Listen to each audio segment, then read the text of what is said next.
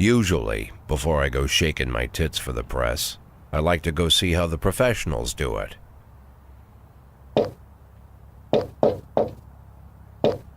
Some might say the chief of police has no business in an institution like this, but in fact it's the quietest and safest place in town.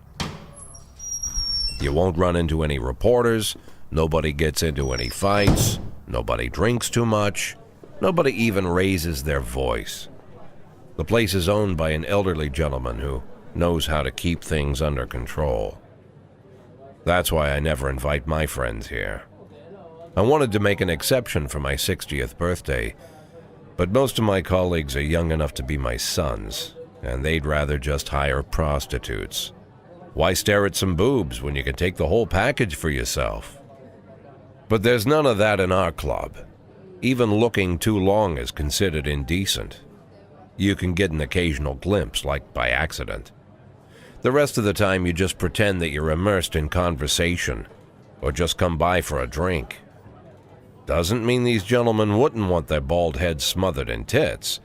It's just that nobody says it out loud. My younger colleagues might call it hypocrisy, but I call it the good old-fashioned manners. Good manners and leave the rest unsaid. She agrees to unbutton her blouse, and we agree not to pay too much attention. The girls are on a quiet prowl, too. They're looking for a way out of their cramped rooms. Maybe make friends with some wealthy patron with a pacemaker and dentures. Everybody wants something. But we have to control ourselves, or we'll all turn into libertines and prostitutes. Hell, if there weren't any rules, I'd be belching and farting, jumping up on the table, arms held high, yelling, "Shake it, baby!"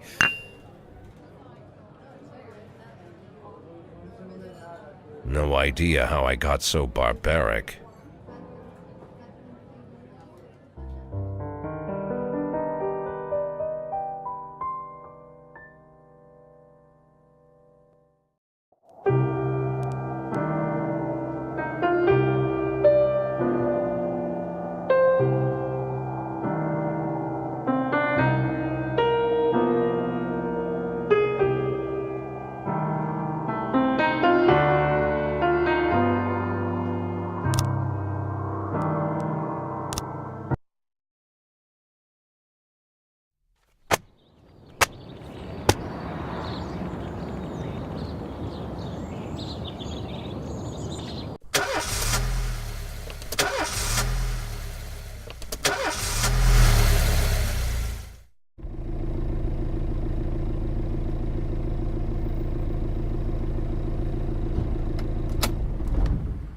When I was a kid, my father sometimes told me at bedtime that if I closed my eyes and didn't open them for a long time, all the demons would blow away. Yesterday I turned 60, but I still take his advice. Not because I'm sentimental or want to keep the memory of my father alive. I just can't think of a better solution. To get away from all the demons that haunt Freeburg, I'd need to wear a blindfold 24/7. Plus, it's a good idea to act blind when talking to reporters. At least that's what my colleagues say. They're afraid of press conferences. But for me, it's more like a confessional. No matter what lies you tell, you're privately thinking the honest answers. It helps me remember who I am. The fact that I'll be reading all about it in the papers tomorrow is a small price to pay. Call it penance for the preacher.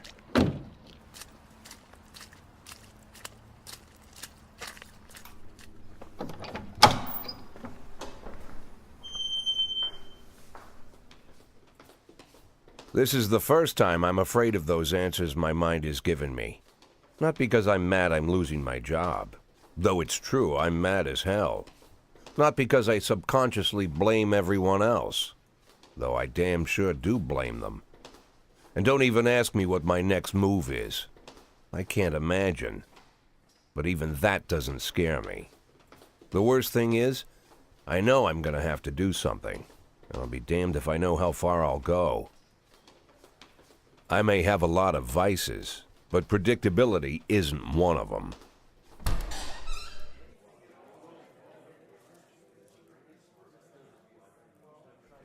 I learned a long time ago how to drive away the swarming demons. But what do you do when they're trying to rip your soul from your skin? Shutting my eyes tight as I can.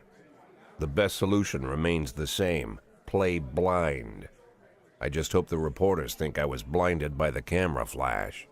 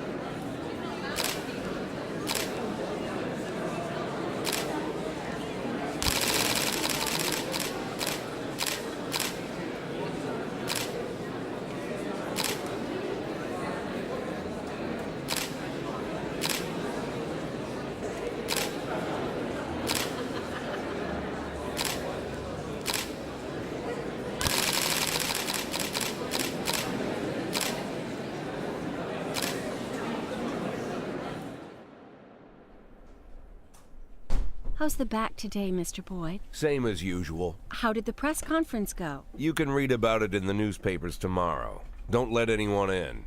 Even Mr. Kendrick? Especially Mr. Kendrick.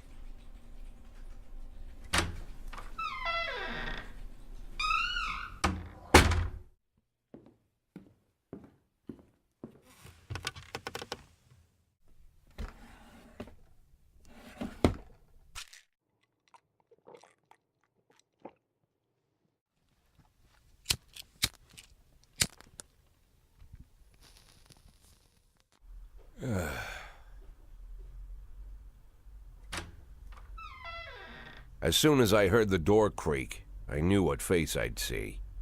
When I tell Emma not to let anyone in, there's only one man it could be. Rude, arrogant, no warning.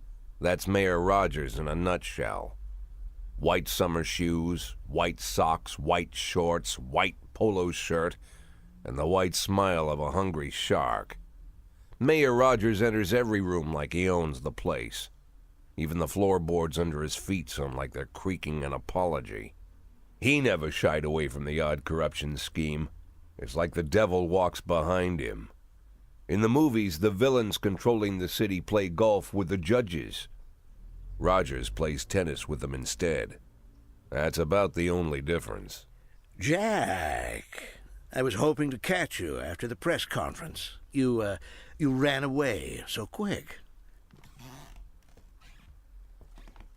There's no smoking at City Hall. No reason for me to hang around. Well, this morning I signed a ban on smoking in all public buildings. Soon you won't be able to smoke here either. Soon enough I won't be here at all. That's what I wanted to talk to you about. The people of this city like you, Jack. The police chief of all people. Don't betray that, Jack. Don't get wrapped up in any schemes. Sit nice and quiet for the next 180 days, and you'll be remembered as a hero. That's the only thing that you still have left. Be the hero. Then how am I supposed to scrape together a retirement fund? You had a million chances to secure a luxury pension, one that even I would have envied, although I've never set aside any money for myself. I'm not planning to retire anytime soon.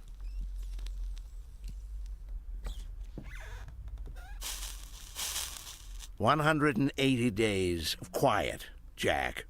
That's all I need. I don't have any problems with you, and you won't have any problems with me. I have a new assistant, Troy Starr. If you have something to tell me, call him. But try not to bother him. He's a busy man. I'll do my best. And quit smoking up the office. One of my friends will be using it soon.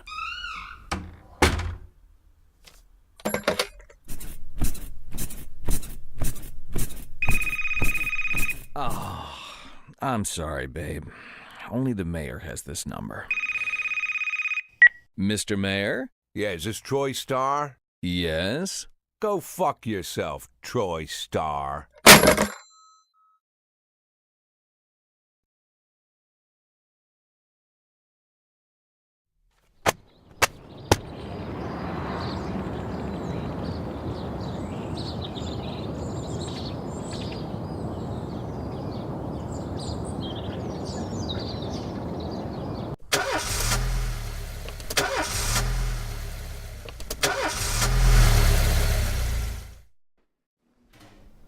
Cops don't use the police station cafeteria anymore. There's some kind of stigma against sitting shoulder to shoulder with your partners. Everybody just takes snacks from the machines or grabs a meal and hammers it down in the corner like a vulture on a corpse. The main thing? Don't look into anyone's eyes. Could be construed as an invitation to sit together. The only people eating here are ghosts.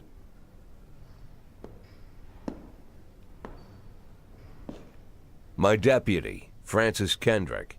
He recently became one of those ghosts. The subject of one of the most devastating corruption scandals in the history of Freeburg. No evidence to support the accusations, but everyone knows Kendrick's days are numbered. I need that file I asked for. Needs to be ready tonight. Francis didn't say anything, but I understood. Ghosts aren't supposed to talk.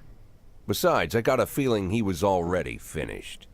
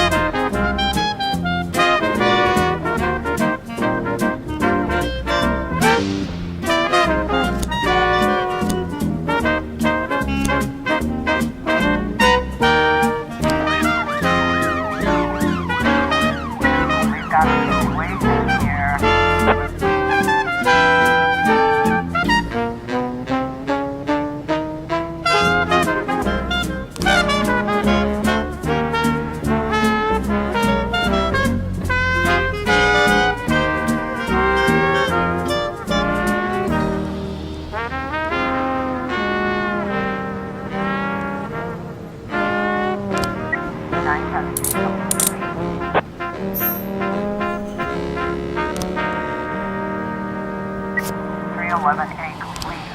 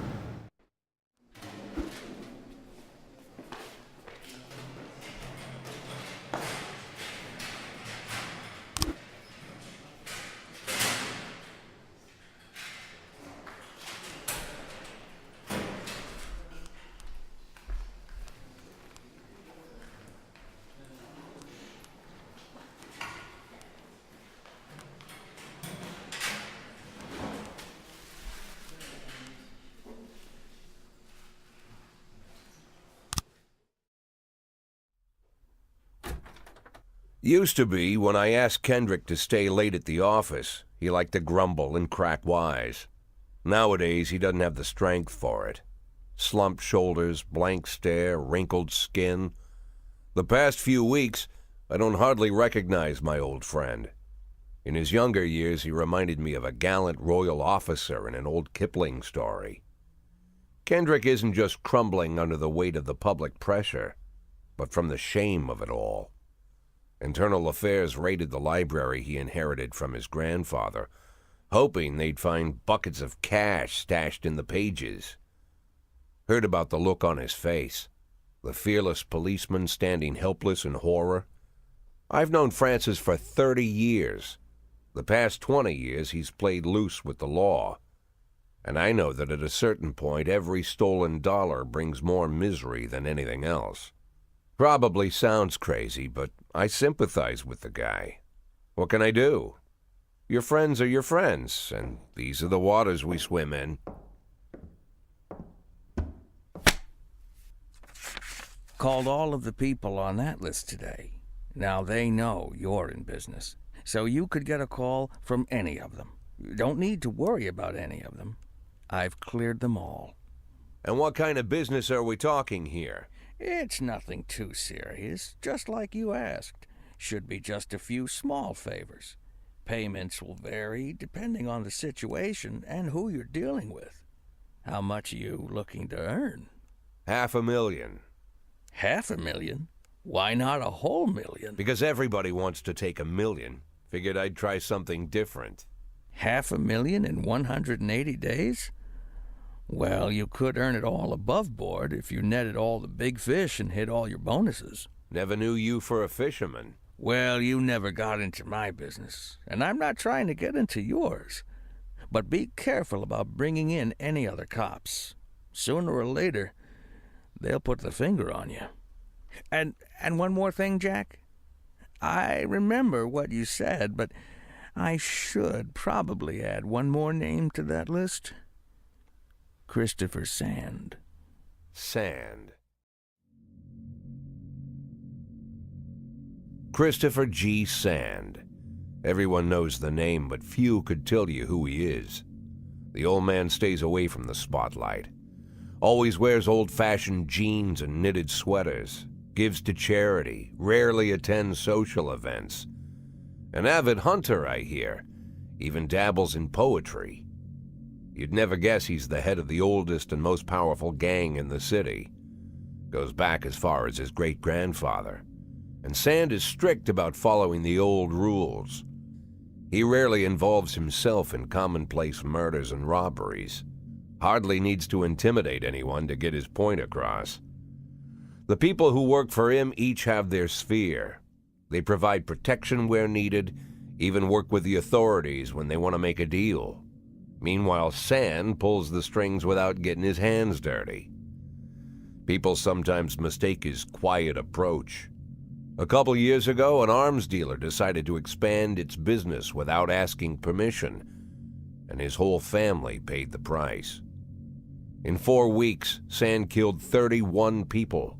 Old men, women, even a few teenagers.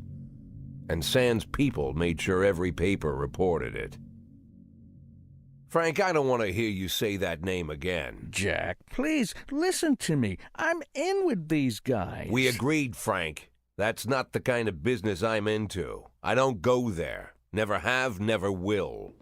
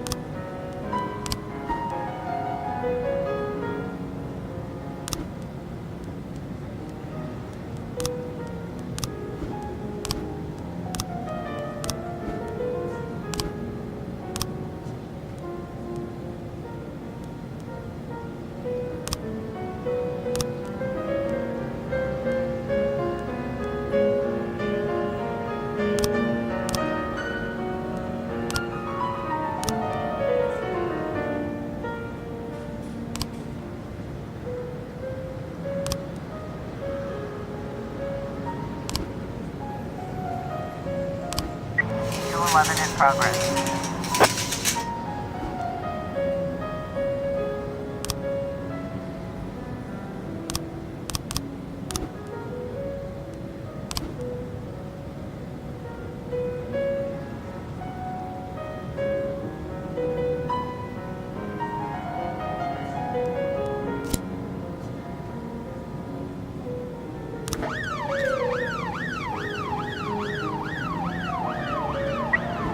In progress. Complete.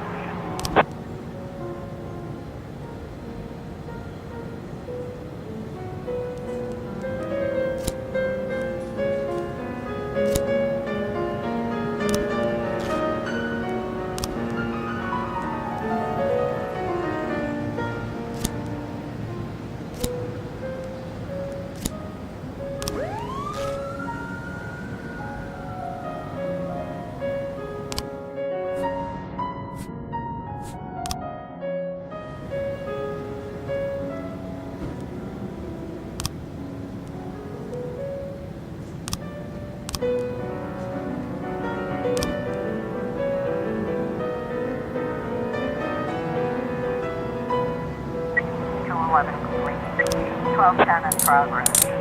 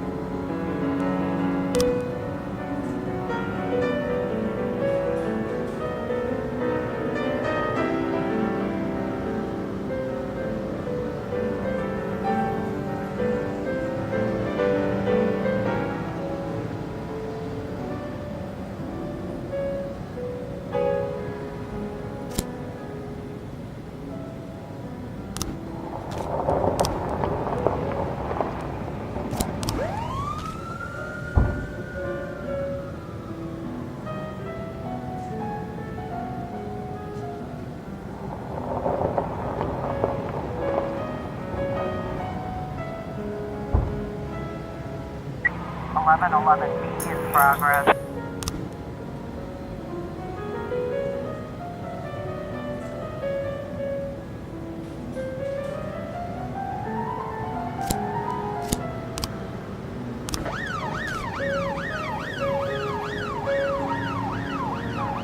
Or 11 in progress.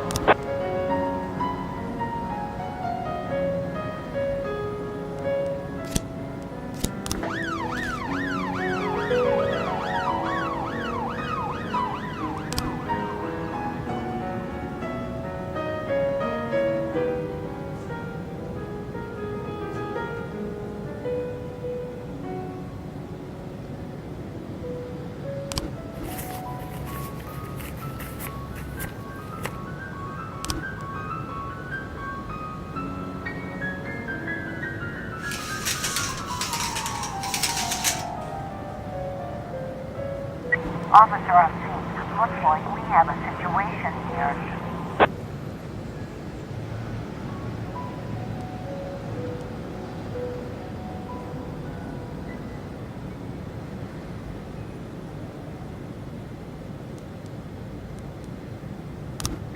Eleven B.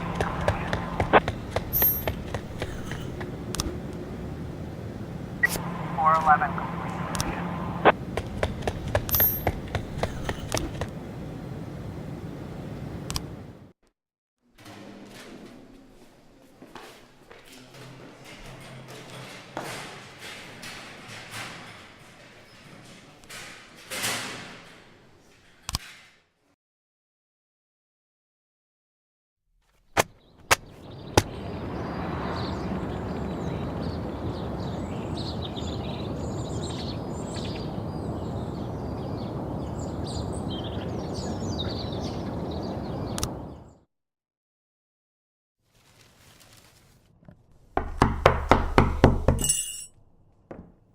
Whenever I'm alone at home and there's a knock at the door, I always hope it'll be my wife, Laura.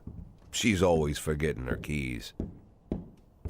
Hello, my name is Steve, and you're Jack Boyd, is that right? To get to my front door, the Bible boys walked about a mile from the local bus stop, jumping over mud puddles and skirting a couple of landfills. Laura doesn't go in for religion either, but according to her, these brave lunatics with their fake smiles deserve at least a minute of attention. She patiently listens to them, asks them questions, regales them with pastries, and never once dropping a hint of condescension. When I watch her do it, I've got to admit it gets me. I'd have hugged those boys, sat with them on the porch, and lit up a cigar. But a month after Laura left, all I could do was quietly ask them not to bother me. Today I'm a little rougher still. Shut the door on his nose this time. Another couple weeks at this rate, and I'll be greeting anyone who comes close with my service pistol pointed towards the sky, ready to fire my warning shots. In my life, even the basic stuff never goes like it's supposed to. Normally, when a wife is going to leave home, she'll make a scene, or at least sit everyone down for a serious conversation. But Laura just disappeared. The children in the stories always stand on the side of the mother, but all three of our sons supported me. The in-laws always blame the husband for making their daughter unhappy. But now Sally, Laura's mother, well, we sort of have a pact. The fellow Laura ran off with is young enough to be her son. I hear he's 30 years old. Of all the possible information a man can know about his wife's lover, I get hit with that. Fortunately, Laura's mother doesn't like the way it sounds either. Sally figures this guy just thought he'd have some fun with a mature woman, but he'll be back chasing college girls before the year is out. So we have an agreement. Sally's gonna track down Laura and try to reason with her, and we'll arrange a meeting. Meanwhile, I'm supposed to not do anything stupid, which of course means anything at all. It's a crazy situation. I'm the police chief, and the person I'm trusting to find my wife is an old woman armed with a phone book. But I can't afford to lose Sally as an ally. So for the moment, I had to swallow my pride.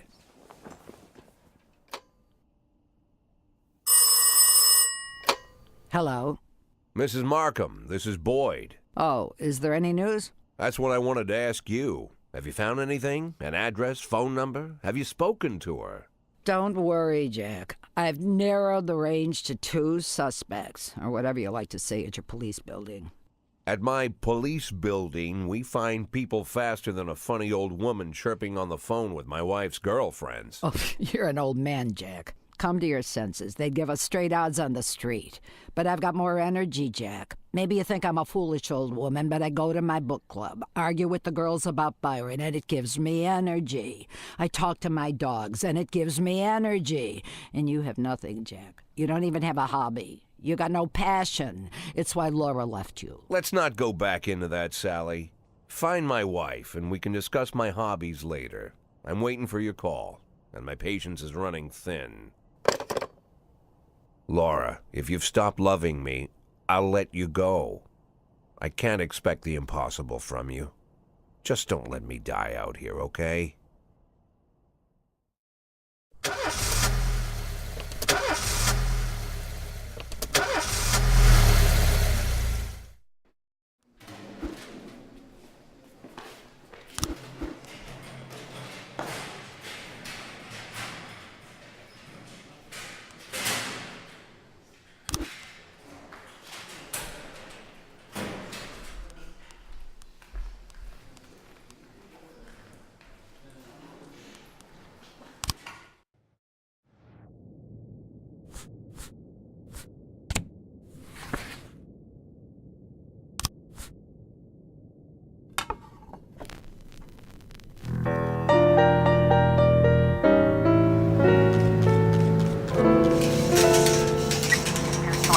Progress.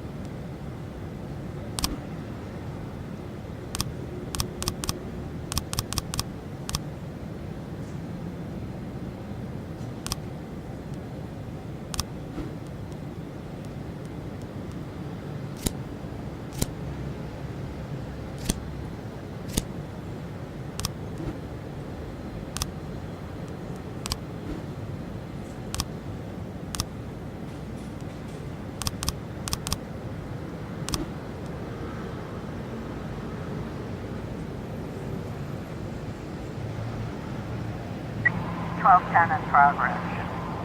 Officer on scene. Looks like we have a situation here. 113 complete.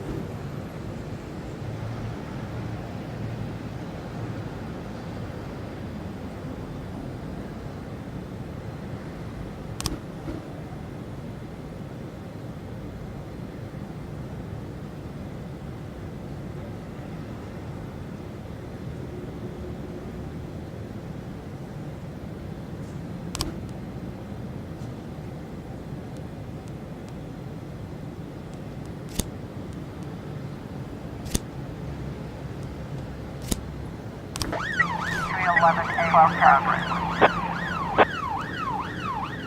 311A in progress.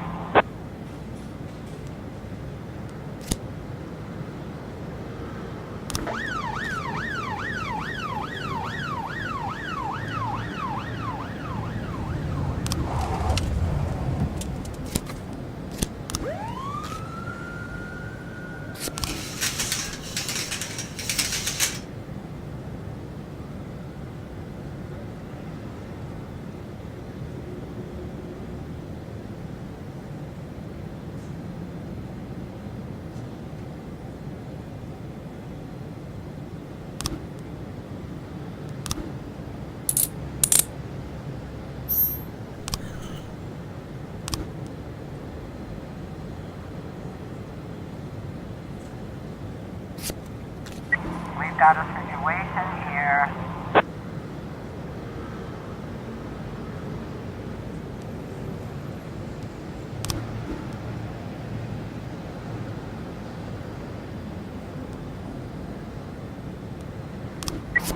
311A complete.